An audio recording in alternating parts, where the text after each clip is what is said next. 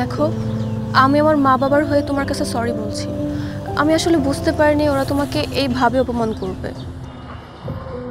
তোমার বাবা মার কোনো দোষ নেই, তারা যা বলেছে সত্যি তো বলেছে।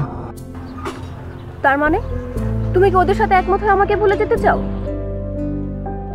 না, আমি তোমাকে কখনোই ভুলে যেতে পারবো না, কিন্তু আমি যেটা চাই তুমি সেটা কখনোই পারবে না। কি কি চাও তুমি? আমি তোমাকে বিয়ে করতে চাই। তুমি সত্যি আমাকে বিয়ে করবে? হ্যাঁ সত্যি। আর তুমি জানো না তোমাকে ছাড়া থাকা অসম্ভব। তুমিও তো জানো তোমাকে ছাড়া আমি এক মুহূর্ত থাকতে পারবো না।